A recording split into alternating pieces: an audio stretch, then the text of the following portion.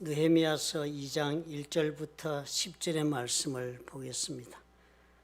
저와 한 절씩 교독하도록 하십시다. 아닥사스다 왕 제20년 니산월에 왕 앞에 포도주가 있기로 내가 그 포도주를 왕에게 드렸는데 이전에는 내가 왕 앞에서 수심이 없었더니 왕이 내게 이르시되 네가 병이 없거늘 어찌하여 얼굴에 수심이 있느냐 이는 필연 네 마음에 근심이 있음이로다 하더라. 그때 내가 크게 두려워하여 왕께 대답하되 왕은 만세수를 하옵소서.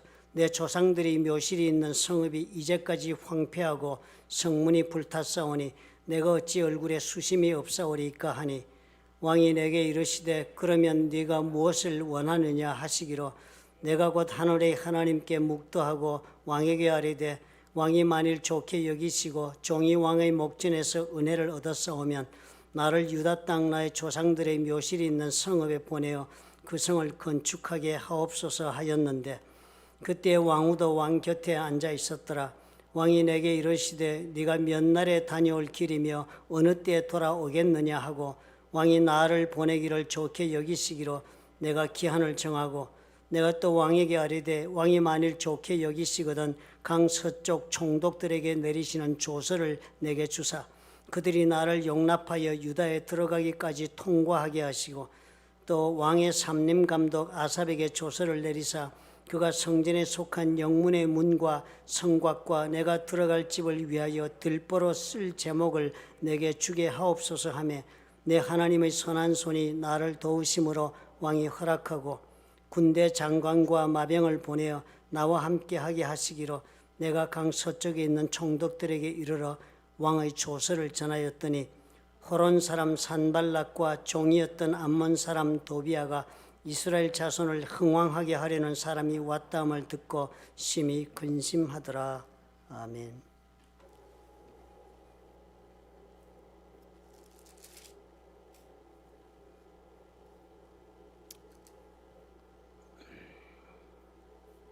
신앙생활하면서 우리에게 가장 큰 숙제는 늘 믿음에 관한 제목입니다.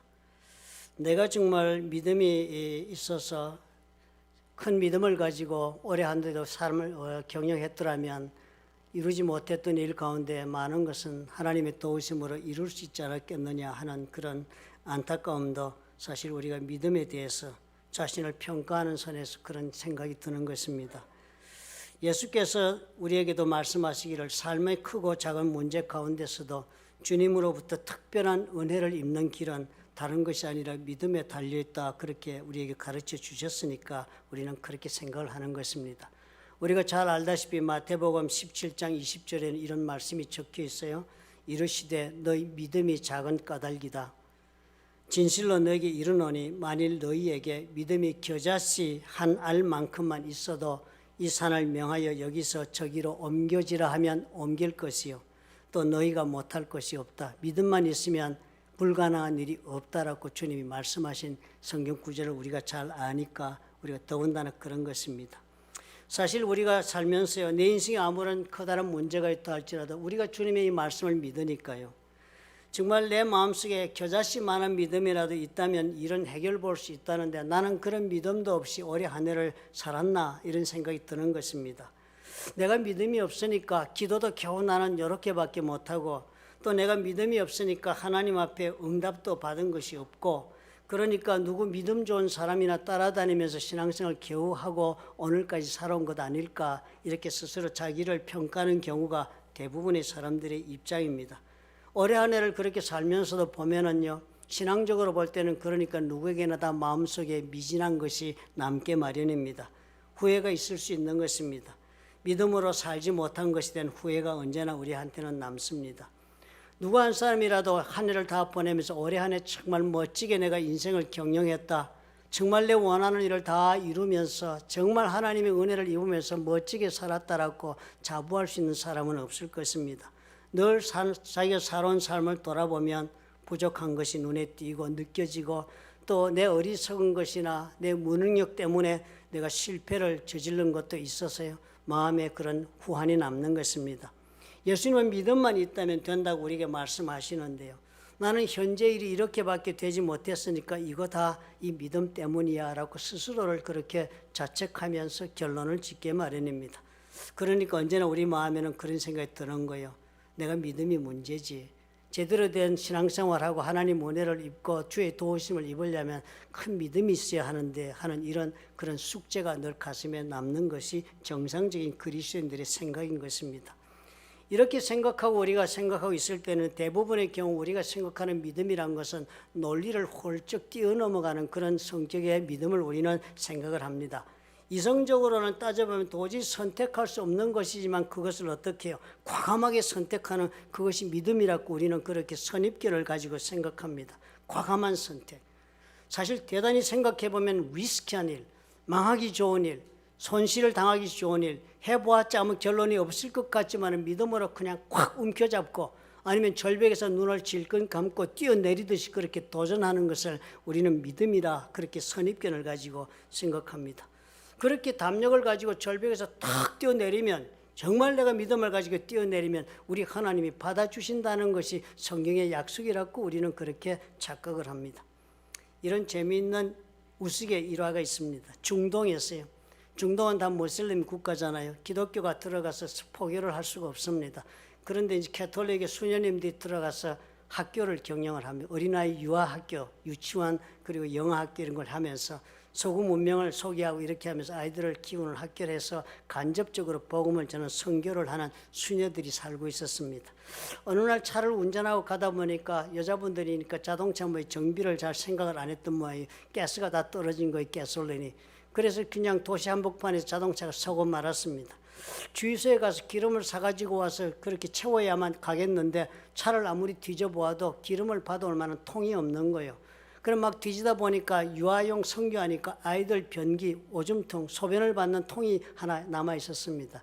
그래서 수녀님들이 막 이거라도 가져가서 기름을 좀 채워서 차를 일단 끌고 가야 되겠다 생각해서 가서 기름을 유아 변기통에다가 담아가지고 와서 그 가스통에 넣으려고 수녀님들이 애를 쓰고 있었습니다. 그러고 있는데 커다란 리무진 차가 쑥 지나가더니 정지를 하더니 다시 뒤로 돌아오더니 창문을 내리는 것입니다. 그리고 그 큰 리무진 검은 차 안에서 한 아랍 신사가 고개를 내밀고 그 수녀님들이 얘기를 하는 거예요.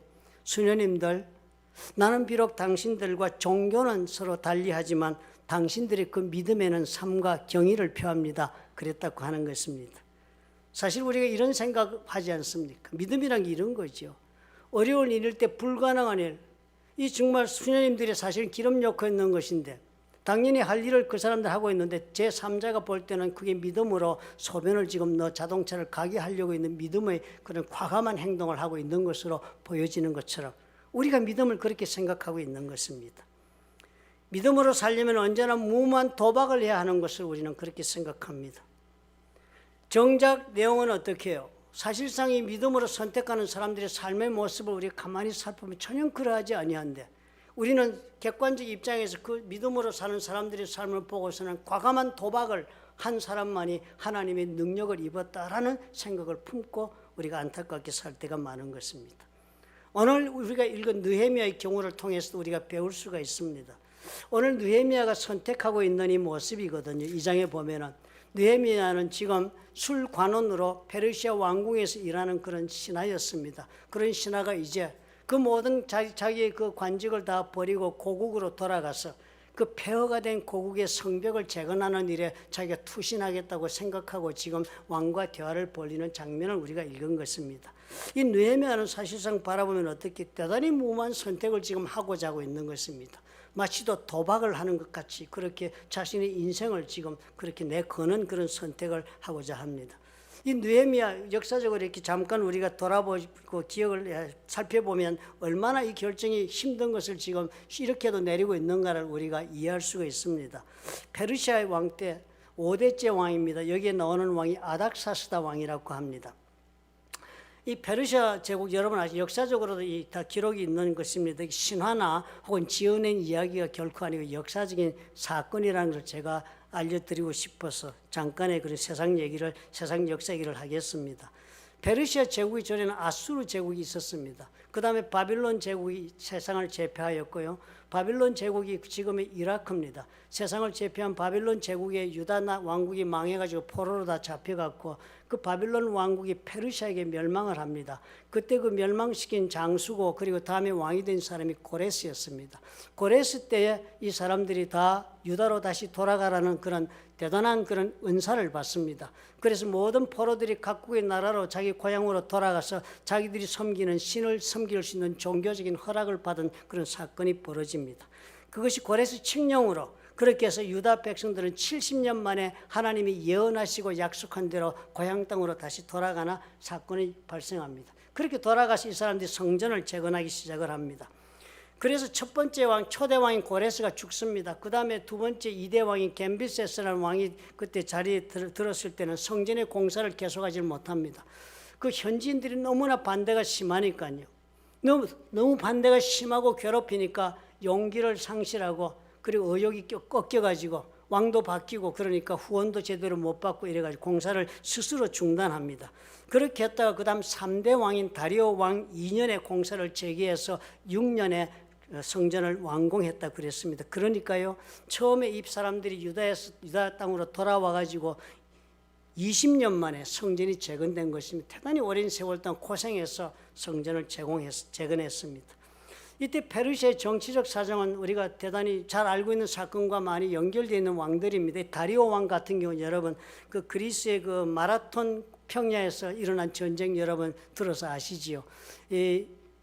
이 페르시아 제국이 그리스 그 땅을 침공했으면 그 땅까지 다 정복하면 세상을 정복한다고 믿고 침공을 했는데 마라톤 평야에서 그때 아테네 군에게 패전합니다. 그래서 그때 그 승전의 소식을 알리려고 그 한 신하가 달려가지고 그 승전 소식을 아테네 그 왕에게 전하고는 그 자리에 죽은 것을 지내면서 마라톤 경기가 생기지 않았습니까? 그 바로 당사자가 이 다리오 왕입니다. 성전을 재건하게 해준 사람이죠.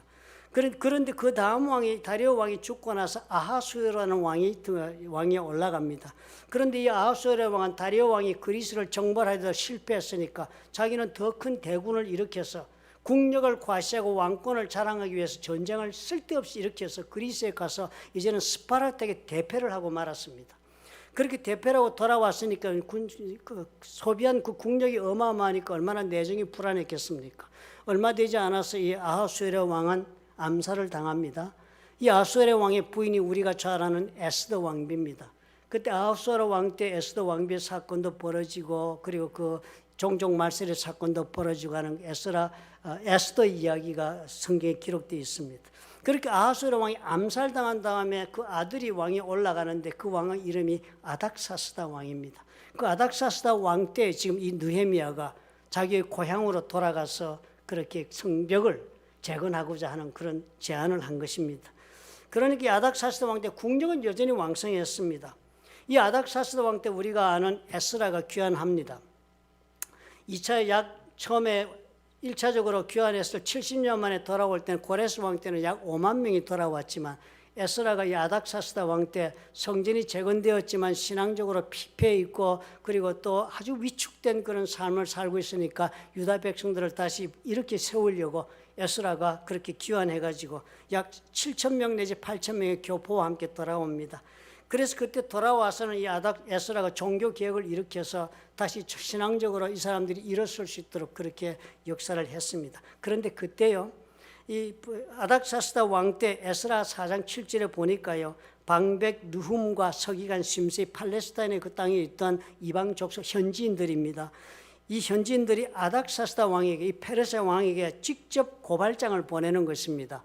지금 여기 와 있는 이스라엘 사람, 유다 사람들이 자꾸 성벽을 재건하려고 하는데 이 성벽 재건하면 아닥사스의 반란을 일으킬 것이다 라고 고발장을 보내면서 제발 성벽 재건하는 것을 왕의 명령을 내려서 멈추게 해달라고 고발장을 보내는데 아닥사스 왕이 그걸 받아들입니다.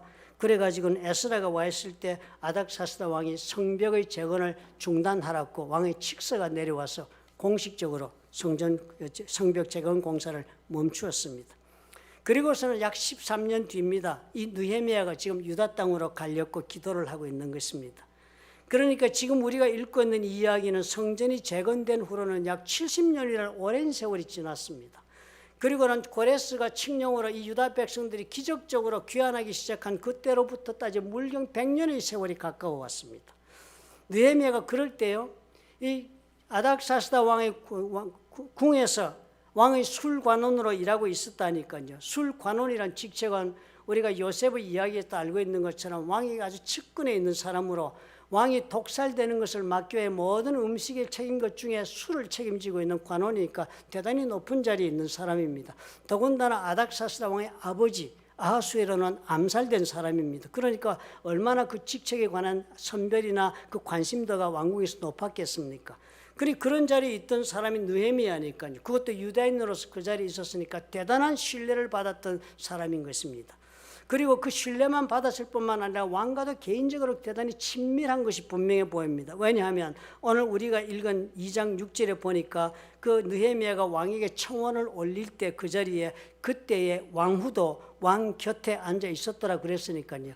보통 정사를 다루는 자리나 왕이 밥 먹고 삶을 사는 데는 왕비가 옆에 있지 않습니다. 그런 데서는 그 왕비가 있는 그 궁으로 별궁으로 들어가야만 그 자리에 있는 것이 아마 그 별궁까지 들어가서 왕과 자리를 같이 할 수 있을 만큼 왕과 친밀도가 높은 그런 자리에 있는 느헤미야였으니까요. 그가 누리는 권세가 얼마나 컸겠습니까? 그런데 그런 느헤미야가 고국의 소식을 듣는 거예요. 1장에 우리가 지지난주에 말씀을 살펴본 대로 보면은요. 1장에 보니까 자기 고국에서 하나니아라는 자기가 아는 형제들 가운데 한 사람이 돌아와 가지고는 유다에서 와가지고는 내가 그 사로잡힘을 면하고 남아있는 유다와 예루살렘 사람들의 형편을 느헤미야가 물어본 거예요. 거기 그 남아있는 백성들이 형편이 어떠냐 물었더니 그 온 친구가 얘기하기를 사로잡힘을 면하고 남아있는 자들이 그 지방 거기에서 그 팔레스타인 땅을 말합니다. 큰 환난을 당하고 능욕을 받으며 사람들에게 모욕을 받고 살고 업심여김을 살고 그렇게 고생하며 살고 예루살렘 성은 허물어지고 성벽은 다 허물어지고 성문들은 불타가지고 소실돼서 아무것도 없다는 처참한 그런 상황을 전해온 것입니다. 그 소식을 듣고 가슴이 아팠어요. 그래서 가만히 보니까요, 그래가지고 이 사람이 기도하면서 울면서 기도하고 금식하면서 내가 백성들을 도와야 되겠다고 생각을 했는데요.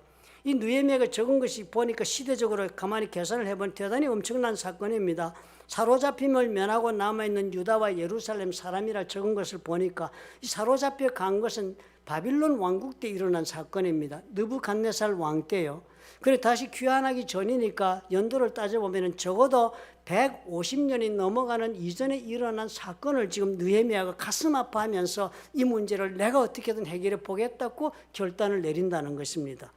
그러니까 이 대단한 거예요. 느헤미야는 150년 전의 사건이니까 아마도 지금 이 바빌론에 지금 이 페르시아 왕국에서 유다인들 포로로 잡혀온 사람이 2세대 아니면 3세대인 것이 분명하지 않습니까?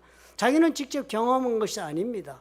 그저 부모들로부터 들은 이야기, 자신들이 자기 신앙으로 그렇게 이해되는 그런 이야기를 들었을 따름인데요. 이 말을 듣고 앉아서 울고 수일 동안 슬퍼했다는 것입니다. 그리고 하나님 앞에 금식하고 기도한 거예요. 그래서 마음속으로 내가 이것을 어떻게든 내가 내 자신의 삶을 들여서라도 해결 보아야 하겠다는 생각을 듣고는 하나님 앞에 기도를 하는 거예요. 주여 구하오니 귀를 기울이사 종의 기도와 주의 이름을 경외하기를 기뻐하는 종들의 기도를 들으시고 오늘 종이 형통하여 이 사람들 앞에서 은혜를 입게 하옵소서. 내가 하나님 앞에 이렇게 삶을 바치고 이렇게 믿음의 걸음을 걷고 싶은데요. 그러기 위해서는 이 내를 알고 있는 많은 사람들 앞에서 나를 좀 형통하게 해 주옵소서. 그래서 내가 형통하게 되면 사람들이 나를 도와주지 않겠습니까? 나를 형통해 주시면 그것 가지고 내가 가겠습니다 라고 이 느헤미야가 엄청난 기도를 하는 것입니다. 여러분 이 선택이 그저 그렇게 믿음 좋으니까 하는 것을 우리는 생각하기 쉽습니다. 그래 가만히 생각하면 이거 대단한 일을 선택하고 있습니다. 얼마만큼 위험한 일을 지금 느헤미야가 지금 주저함이 없이 진행하고 있는가를 한번 보십시다. 2장 1절에 보니까 우리가 읽었죠. 아닥사스다 왕 제20년 니산월이라 그랬으니까 소식을 듣고 4개월 뒤에 지금 얘기를 적습니다. 처음에 소식 듣고 마음에 결심하고는 4개월 동안 이 사람이 마음의 준비가 있었던 모양이죠. 그래서 왕 앞에 포도주가 있기로 내가 그 포도주를 왕에게 드렸는데 여전히 하던 일을 했습니다. 이전에는 내가 왕 앞에서 수심이 없었더니 수심 얼굴에 근심하는 표정이 아니었는데 왕이 나를 보더니 말씀을 하시는 거예요. 네가 병이 없거늘 어찌하여 얼굴에 수심이 있느냐. 이는 필연 내 마음에 근심이 있음이로다 하더라 그런 거예요.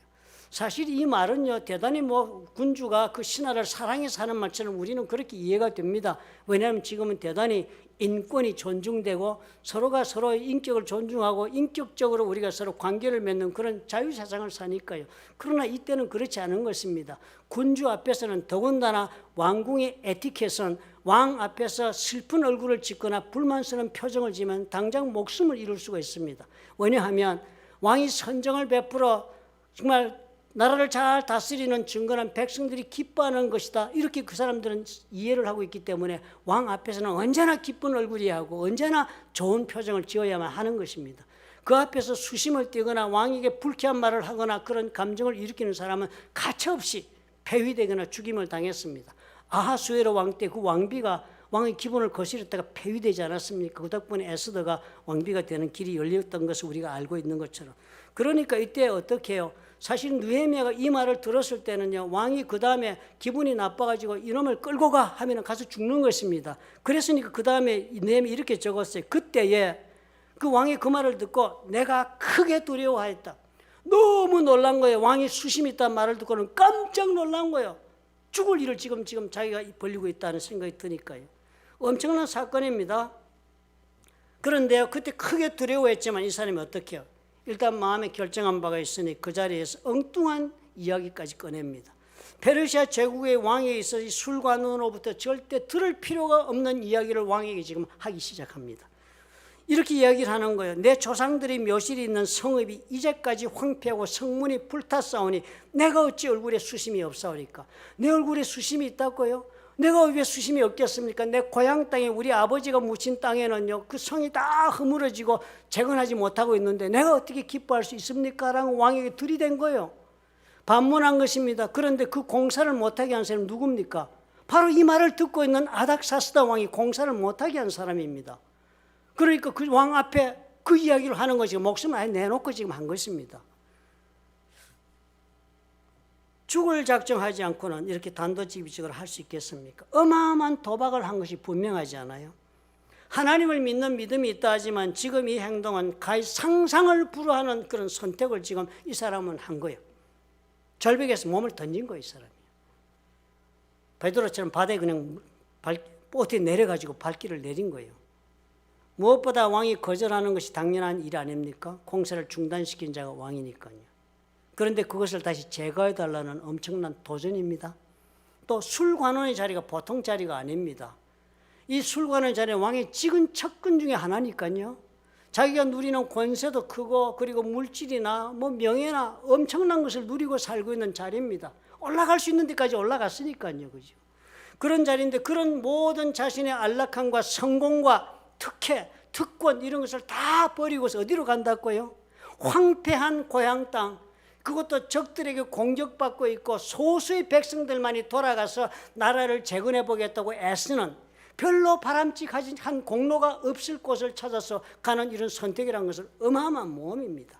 모든 거 다 버리고 험난한 곳으로 가는 것이니까요. 아무리 믿음이라고 하지만 정말 대단한 믿음이잖아요. 어떻게 이렇게 하겠다 하고 나서겠습니까? 아무것도 생각하지 않고 그저 절벽에서 뛰어내린 사람인 것처럼 우리가 확실히 보여집니다. 우리 같으면 이렇게 하실 수 있겠습니까? 저와 여러분이 미국에 우리가 사는데요, 한국에 가는 것조차 우리는 어렵습니다. 한국이 지금 세계 경제 12대국이 되었다 그래서 그곳에 좋은 일자리가 있고 기회가 있다 할지라도 이사 가는 거 어렵습니다. 가서 실패해서 돌아왔다는 사람도 많고 그래서 우리는 벌써 1세대인데도 돌아가기가 어렵습니다. 이곳에 뿌리를 내리고 살아서. 그런데 벌써 2세대, 3세대, 150년에 떠난 그 고국이 잊어버렸던 고국인데요. 거기를 위해서 이런 일을 한다고요? 할 수 없는 일 아니에요. 그런데 성경을 보니까 어때요? 성경에 나오는 믿음의 사람들이다. 이렇게 믿음으로 하나님 앞에 특별한 은혜를 입고 놀라운 삶을 살았다는 사람들이 살아간 길이 다 이 모양들 아니었습니까? 다 이런 믿음으로 살았지 않았어요? 아브라함이 갈대우리 잘 살았습니다. 보니까요. 스몰 비즈니스 하고 살은 것 같이 보여집니다. 갈대우리에서 은장색을 하고 있었다니까요. 그 갈대우리 성전을 모양을 은장색으로 은으로 이렇게 만들어 가지고 그 기념품 팔던 사람입니다. 순은을 가지고 대단히 비싼 공예품이잖아요. 제가 불란스 파리에 가서 기념품 사오라 그래서 가서 제가 뭘 살까 하다가 뭐 살 게 없더라고요. 여기 있는 친구들에게 줄 선물은 균일하게 그냥 파리 에펠탑을 쫙 사가지고 왔습니다. 한 20개. 싸기도 하고 모양도 좋고 기념이 되니까 거기에 있는 그 물건. 갈 때 우리 집에서 그거 하고 살았던 아브라함이 그런 걸 은으로 만들어서 잘 살았습니다. 그런데 하나님이 어떻게 해요? 하나님이 어느 곳으로 가라고 말도 하지 않고 네가 지금 내가 지시할 곳으로 가라. 그러면 내가 너에게 복을 주고 크게 해주겠다고 말 한마디 하고 애매모호한 약속을 했습니다. 그런데 아브라함은 어떻게 털커덩 떠났습니다. 뭐 가족들과 은원 다지고 털커덩 떠났습니다. 그죠? 자기 부인하고 둘이서. 조카가 따라 붙었죠. 그렇게 간 것이 가나안 땅에 가보니까 실망투성이었습니다. 그렇게 간 아브라함이요.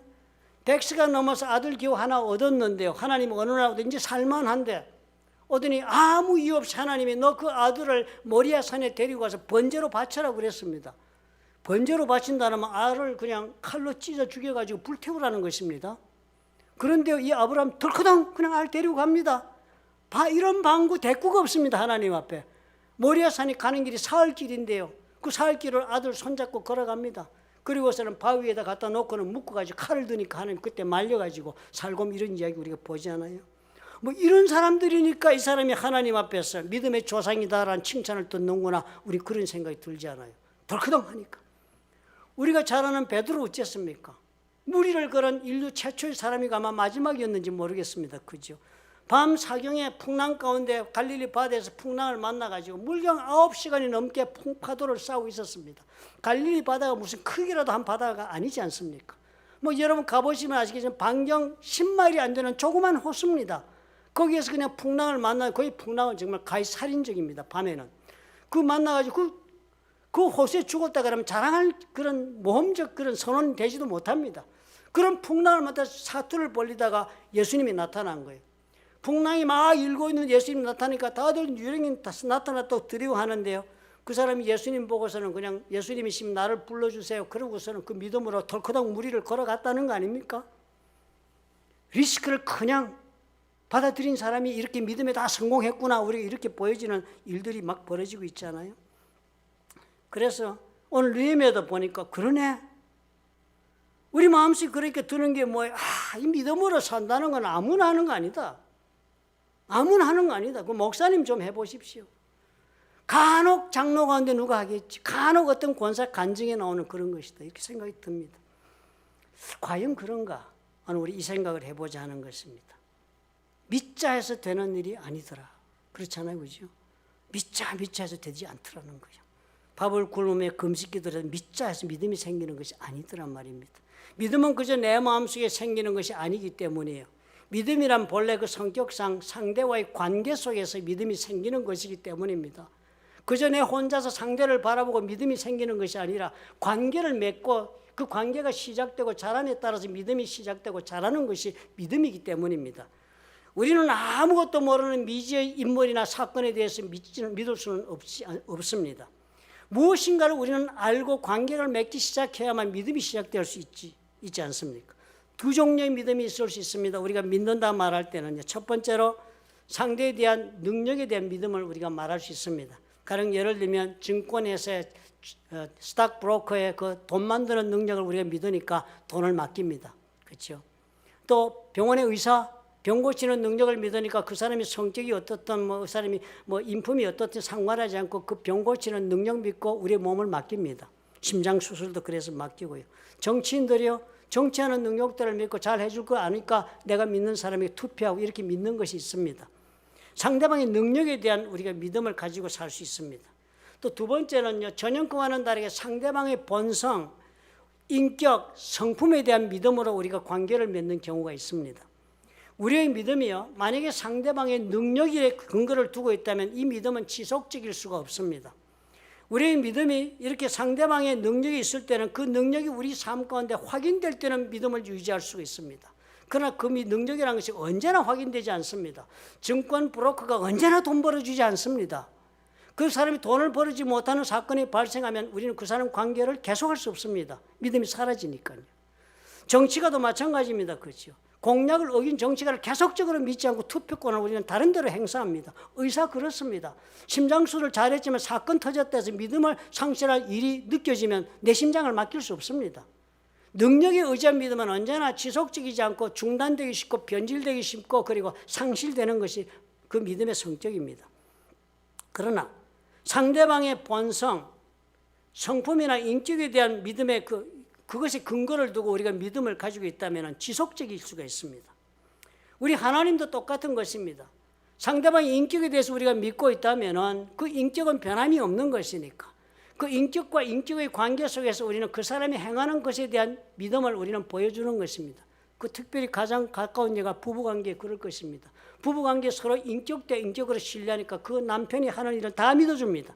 나가서 내 눈으로 확인하지 않으려 하면서 이렇다 저렇다 하면 그 말 다 믿어줍니다. 그죠? 마찬가지로 인격에 대한 것이 이렇게 전적인 그 사람의 행동에 대한 신뢰를 하는 것으로 오래 지속될 수 있습니다. 우리가 하나님에 대한 믿음도 이렇게 생각해 보아야 합니다. 나는 어떤 하나님을 지금 믿는다고 나는 말하고 있는가를 스스로에게 물어보셔야 해요. 내가 하나님의 능력에 근거해서 하나님을 믿고 지금 살고 있는가? 내가 지금 행할 수 없는 것, 나의 삶의 문제를 나는 해결할 수 없기 때문에 전능자이신 하나님께 가서 내 문제를 해결해 줄 수 있는 그분이기 때문에 내가 하나님을 믿고 있는가? 이것은 그분의 능력을 믿는 것입니다. 스스로 자신에게 물어보아야 할 것입니다. 그렇게 하나님이 내 문제를 해결해 줄 것 때문에 지금 하나님 믿고 계신다면 여러분의 믿음은 오락가락하게 되는 것이 당연합니다. 신실할 수가 없습니다. 보이지 않는 하나님이시잖아요. 그 하나님이 내 삶에 능력으로 임하실 때는 주여 살아계십니다 믿었지만 그 능력이 사라지거나 믿지 않는 것입니다. 우리 하나님이 언제나 능력을 보여주시겠습니까? 우리 하나님 그렇게 능력을 언제나 보여주지 않습니다. 우리 하나님이 일반적인 은혜를 베푸시고 우리가 살아가게 하는 거예요. 그러다가 때로는 암병을 고쳐주기도 하시지요. 때로는 교통사고에서 죽기로 된 것을 보호해서 건져내시기도 하시겠지요. 때로는 재정적인 몰락을 하나님께서 막아주셔가지고 건져주시겠죠. 때로는 능력을 발휘하시기도 하겠죠. 경우에 따라서. 그러나 하나님 일반적인 은혜 우리 살게 하지 않습니까? 늘 우리가 알든 모르든 동행하시면서. 마찬가지로 농사를 지을 때 늘 사철에 오는 비가 있고 햇볕이 있고 하니까 농사를 짓고 사는 것입니다. 그러나 때로는 비가 부족할 때는 천둥 번개가 치면 얼마나 좋습니까? 폭풍이 불면 그냥 해갈이 되어서 농사를 짓는데요. 농사를 짓는 농부가 맨날 천둥 번개나 기다리고 있는 것과 똑같은 것이 우리가 하나님의 능력을 기다리는 것과 똑같은 것입니다. 그런 사람은 하나님이 어떻게 해요? 믿음이 있다 하지만 그 사람의 믿음은 롤러코스터를 탄 신앙입니다. 하나님이 보여질 때는 그냥 올라가는 신앙이에요. 하나님이 나와는 아무 상관이 없이 나는 고통에 지금 떨어지고 있다면 한없이 추락하는 그런 신앙의 생활을 살게 되는 것입니다. 우리는 하나님이 과연 어떤 분이며 나를 어떻게 사랑하고 계신가라는 믿음에서부터 출발해야 합니다. 요한복음 3장 16절에서 출발해야 해요. 하나님이 세상을 이처럼 사랑하사 독생자를 주셨으니 이는 그를 믿는 자마다 멸망하지 않고 영생을 얻게 하려 하십니다. 하나님 너무 사랑하신대요. 이 세상을. 나를 포함한 이 세상을 사랑하신대요. 나만이 아니고.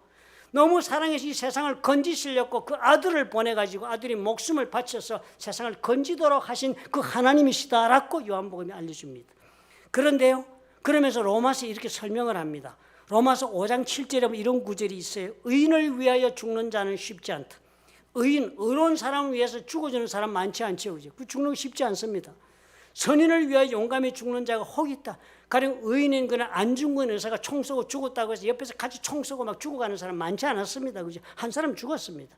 따라 죽는 사람 많지 않아요. 아무리 그 사람이 어렵다 해도 선인을 위하여 용감히 죽는 자가 혹 있다는 거예요. 간혹 있다는 거, 그런 이론. 간혹 있다는 것입니다.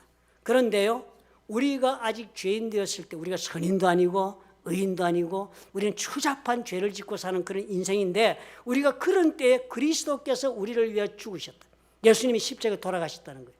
그런 나를 건지시려고. 그렇게 돌아가신 그것이 뭐냐? 그것 보면 하나님께서 우리에게 대한 그 사랑을 이렇게 확증하신 것을 알 수 있다는 거예요. 이만큼 우리를 사랑했다는 거예요. 어느 누구도 선한 사람이나 의인을 위해서 사람을 목숨을 안 바치는데 죄인을 위해서 누가 목숨을 바치겠느냐? 그런데 그런 너의 인생, 네가 아직도 그런 추잡한 인생을 살고 있을 때 예수님이 너를 건지시려고 십자가에 돌아가셨다. 이만큼 사랑한다. 그렇게 말씀하시는 거예요. 그래서 로마서 8장 32절에 또 이렇게 얘기해요.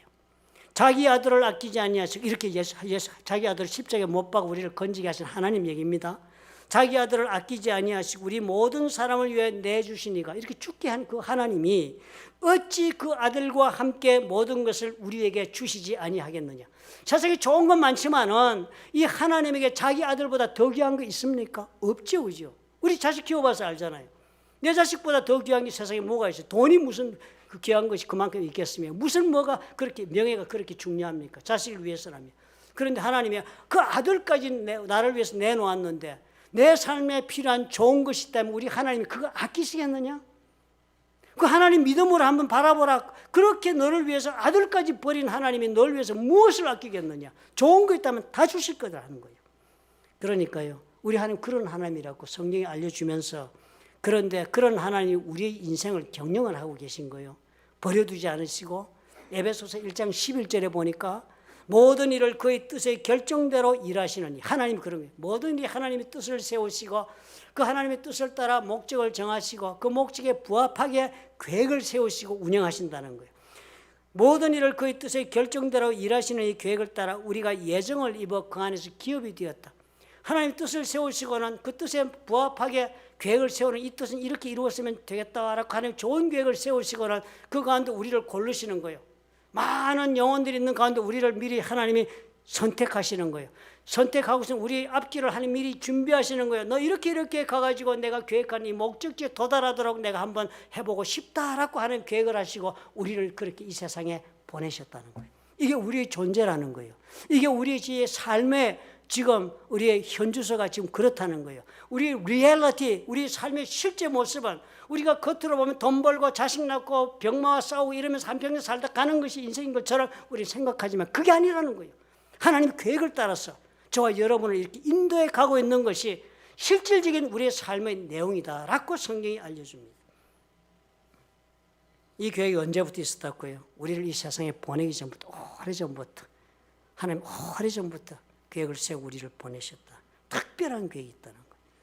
그러니까요, 우리가 이런 하나님을 믿고 사는 사람이라면 하나님과 이런 신뢰의 관계를 형성해야 합니다. 이걸 믿고 사는 사람이 그리스도인이에요. 내가 하나님을 믿겠다면 이런 하나님을 믿는 것입니다.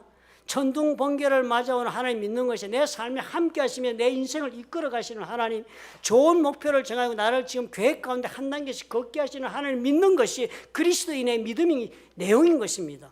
그걸 믿어야 하는 거예요. 반드시 이것을 믿고 나서야만 그 다음에 믿음의 도전이니 무엇이니 하는 이야기가 가능해지는 것입니다. 그래야만 우리가 믿음의 선택을 내릴 수 있는 사람이 됩니다. 눈앞에 놓인 일, 도전을 해야 하는 일이 불가능해 보이고 난감한 일이라 할지라도 이 믿음이 있을 때 선택할 수 있는 용기도 생기고 선택의 길도 열리게 되는 것입니다. 극단적 행동을 해서 사람을 놀라게 해서 하나님을 움직이게 하려는 믿음의 사람이 되어서는 안 될 것입니다. 하나님 앞에 떼쓰는 사람 많아요, 그죠? 하나님 앞에 자기의 소원을 이루기 위해서 극단적인 하나님 앞에 선택을 한 사람 수도 없이 많습니다. 금식하고 뭐 별의별 재산을 갖다 바치고 그런 사람 많이 있습니다, 교회에다가. 뿐만 아니라 예전에는 자기 아들까지 바치는 사람이 있었습니다. 뭐 요즘은 좀 현대적으로 바치겠죠. 우리 아들 주의 종으로 바칩니다. 그렇게 바치는 극단적 하나님의 헌신을 뜻하는 거예요.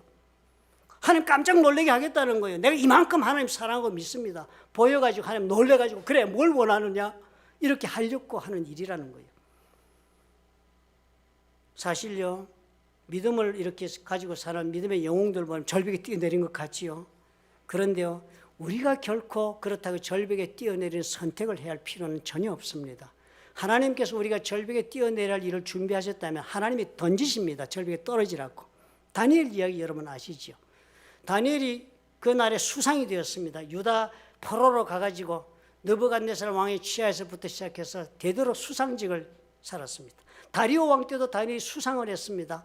그런데 그때 다리오 왕한테 금신상을 만들어 가지고 사람들이 왕에게 경배하지 않고 스스로 다른 신을 섬기면 사자굴에 던지고야 한다는 그런 법령을 통과하게 해놓고는 다니엘을 함정에 빠뜨립니다. 다니엘이 하루 3번씩 기도하는 걸 아니까.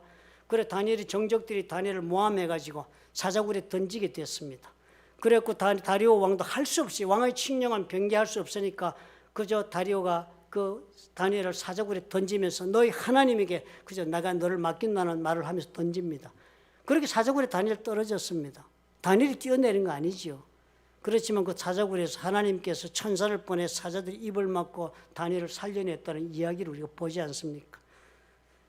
사자굴에 이렇게 다니엘이 던져진 것처럼 믿음의 절벽에서 우리가 떨어지게 하나님 만드시는 거지 내가 스스로 뛰어내려야 할 것이 아닙니다. 다니엘의 세 친구가 바빌론의 재상으로 섬길 때도 그랬습니다. 사드락과 메삭과 아벳느고 느부갓네살 왕의 신상에 경배하지 않게 했다 그래가지고 불타는 용광로에 던지는 데는 형벌의 심판장에 섰습니다.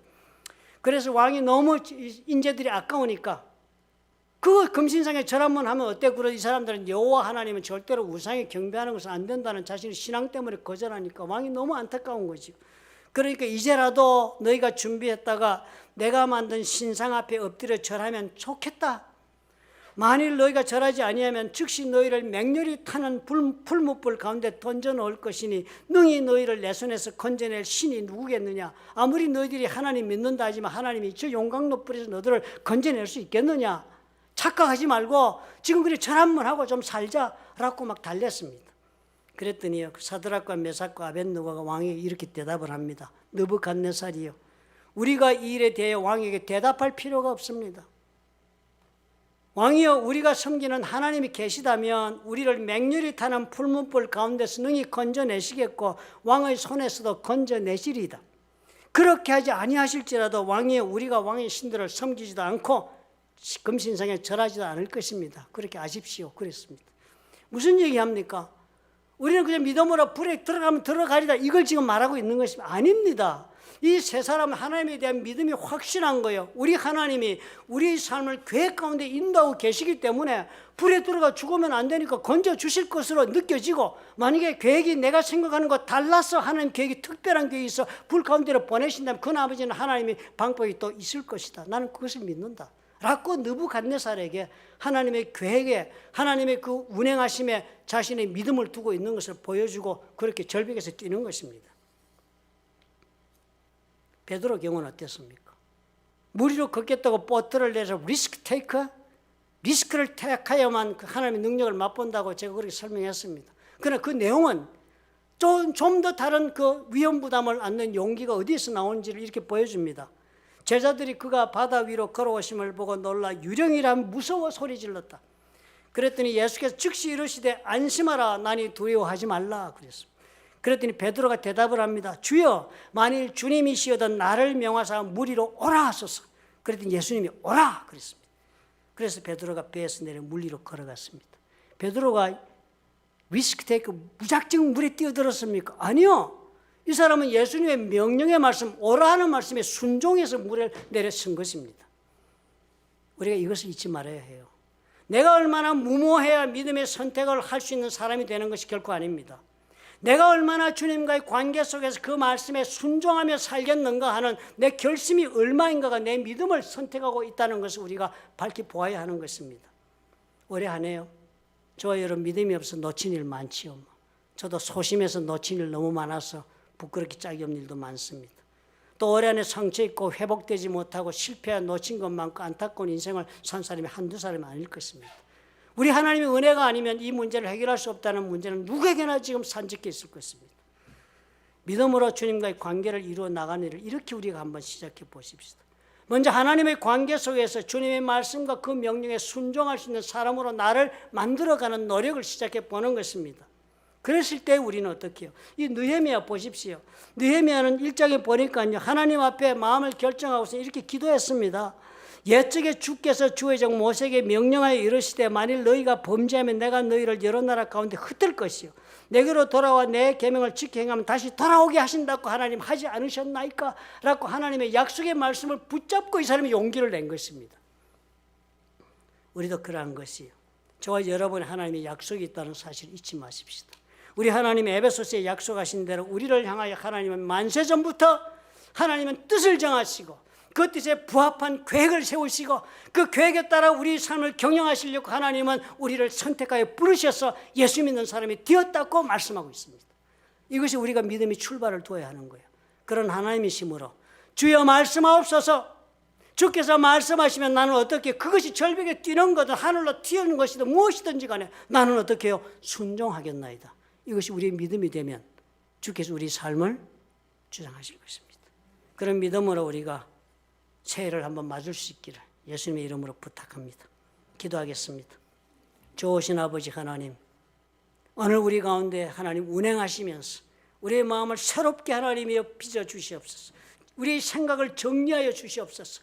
우리가 미신이요 그리고 신비로운 것을 믿고 따르는 자들의 확실한 하나님의 말씀을 따라 능력을 도전의 삶을 살 수 있도록 주여 인도해 주옵소서. 담대한 마음을 주옵소서.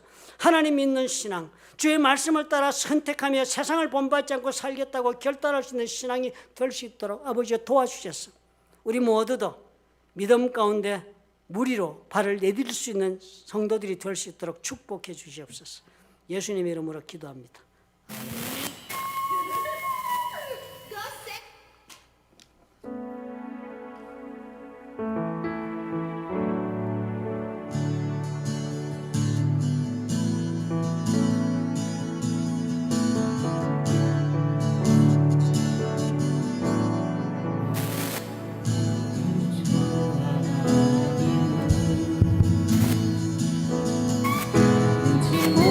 사실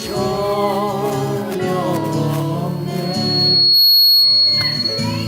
우리의 모든 간구도 우리의 모든 생각도 우리의 모든 꿈과 모든 소망도 자신과의 주 하나님 우리의 모든 외로움 바꿀 수 있는